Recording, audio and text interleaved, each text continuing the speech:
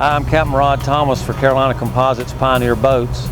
You know, Jack Fulton, who's the lead rigger here at Pioneer, tells me that the question he gets asked most is, how do I rig a trolling motor on the front of my Pioneer 220 Base Sport or 222 Sportfish? So today we're going to go by a step-by-step process and watch Jack actually mount a Minn Kota Riptide trolling motor on the front of what's going to be my brand new 220 Base Sport for this year. So let's go inside, take a look at exactly how Jack does this step by step, so either you or your rigger can look at this video and know exactly the best way to mount that trolling motor on the front of your brand new Pioneer. One of the most frequent asked questions is how to install a trolling motor on a 220 Base Sport. And here today, we will give you our thoughts and ideas on how to do it. The trolling motor we're going to install today is going to be a Minn Kota with a quick release mount. The quick release mount is going to be a necessity in this installation. In the quick release mount, there's an instruction manual, and there's two side pieces that come off of the trolling motor where you can bolt the bracket to the bottom of the trolling motor. Once you get that done, you want to take the trolling motor and position it on the bow of the boat as we are demonstrating here. And just make sure that it's lined up to where when you open it and you deploy it, the shaft is not rubbing against the stainless steel insert on the front of the bow of the boat. Make sure that you position it to where it's not all the way in the boat, but it's not all the way out of the boat. Before you drill any holes, before you mount anything, just hold it in place and make sure that you can open the fish box lid, the bow box lid on the 220 Base Sport. Once you find the location that's suitable and it's going to work, then forward of the trolling motor plug, you want to drill a 4.5 inch hole.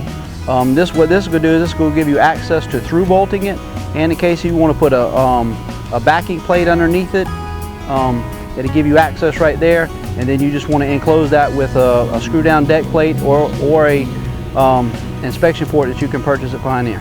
Once you get the position and everything's lined up where you want it, you want to mark your puck plate, which is actually going to be through bolted to the deck, and there's two outer corner screws that you do not want to bolt because it's going to be close to the radius, and if you put a washer in that radius and try to tighten up, it's probably going to crack the gel coat.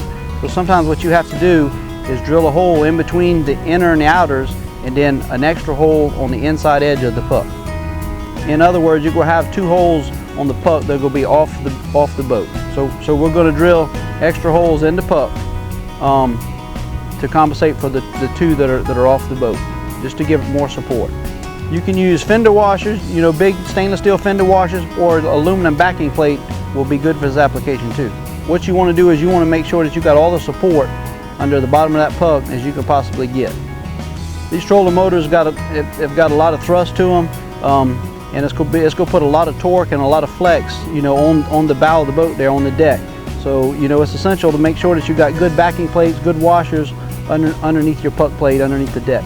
And again, before you drill any holes or do anything, you want to deploy your trolling motor and make sure that your shaft is not against the stainless steel rub rail. It's very important to make sure everything is in position the correct way before you drill any holes, before any installation is done.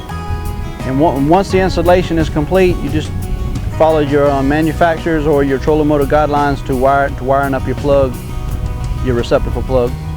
The 4-inch inspection hatch that you drilled, you can use that for any future use of running wires down the side, down the gun of the boat. There is rigging pipes in there. That's your basic installation on your trolling motor on your 220 Base Sport. If you have any other questions, please don't hesitate to call Jack at Pioneer Boats. So that's pretty much the install on the Minn Kota Riptide on the front of our 220 Base Sport. Just had her in the water, she runs great.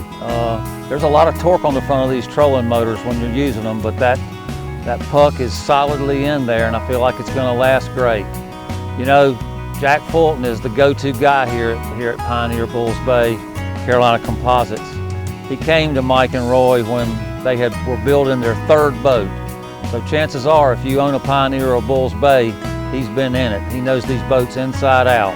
If you have any trouble with your trolling motor install or any other questions about your Pioneer or Bulls Bay, Jack Fulton's your go-to guy. This is Captain Rod. Thanks a bunch for watching. We'll be back to you with more info. Appreciate it.